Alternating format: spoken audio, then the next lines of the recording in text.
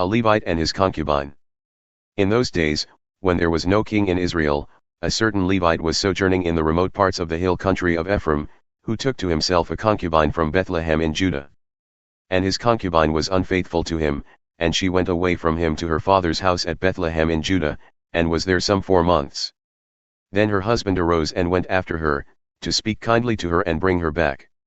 He had with him his servant and a couple of donkeys. And she brought him into her father's house. And when the girl's father saw him, he came with joy to meet him. And his father-in-law, the girl's father, made him stay, and he remained with him 3 days. So they ate and drank and spent the night there.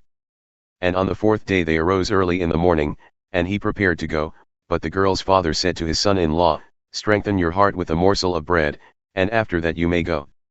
So the 2 of them sat and ate and drank together. And the girl's father said to the man, "Be pleased to spend the night, and let your heart be merry." And when the man rose up to go, his father-in-law pressed him, till he spent the night there again. And on the 5th day he arose early in the morning to depart. And the girl's father said, "Strengthen your heart and wait until the day declines."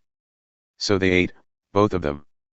And when the man and his concubine and his servant rose up to depart, his father-in-law, the girl's father, said to him, "Behold, now the day has waned toward evening. Please, spend the night. Behold, the day draws to its close. Lodge here and let your heart be merry, and tomorrow you shall arise early in the morning for your journey, and go home." But the man would not spend the night. He rose up and departed and arrived opposite Jebus, that is, Jerusalem. He had with him a couple of saddled donkeys, and his concubine was with him. When they were near Jebus, the day was nearly over, and the servant said to his master, "Come now, let us turn aside to the city of the Jebusites and spend the night in it." And his master said to him, "We will not turn aside into the city of foreigners, who do not belong to the people of Israel, but we will pass on to Gibeah."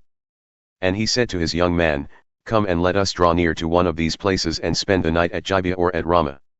So they passed on and went their way. And the sun went down on them near Gibeah, which belongs to Benjamin. And they turned aside there, to go in and spend the night at Gibeah. And he went in and sat down in the open square of the city, for no one took them into his house to spend the night. And behold, an old man was coming from his work in the field at evening. The man was from the hill country of Ephraim, and he was sojourning in Gibeah. The men of the place were Benjaminites.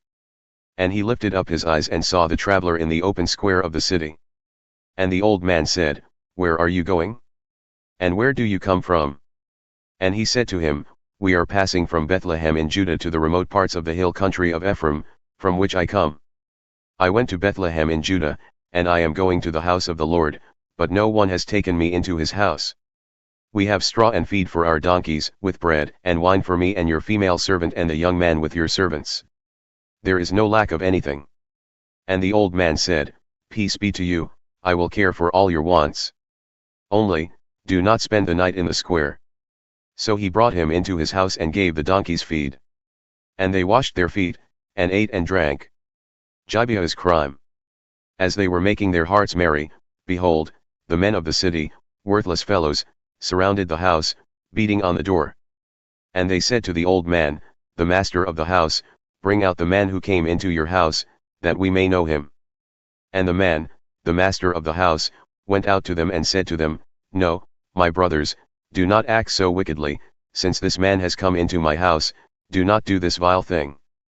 Behold, here are my virgin daughter and his concubine. Let me bring them out now. Violate them and do with them what seems good to you, but against this man do not do this outrageous thing." But the men would not listen to him. So the man seized his concubine and made her go out to them. And they knew her and abused her all night until the morning. And as the dawn began to break, they let her go. And as morning appeared, the woman came and fell down at the door of the man's house where her master was, until it was light. And her master rose up in the morning, and when he opened the doors of the house and went out to go on his way, behold, there was his concubine lying at the door of the house, with her hands on the threshold. He said to her, "Get up, let us be going." But there was no answer. Then he put her on the donkey, and the man rose up and went away to his home. And when he entered his house, he took a knife, and taking hold of his concubine he divided her, limb by limb, into 12 pieces, and sent her throughout all the territory of Israel. And all who saw it said, Such a thing has never happened or been seen from the day that the people of Israel came up out of the land of Egypt until this day. Consider it, take counsel, and speak.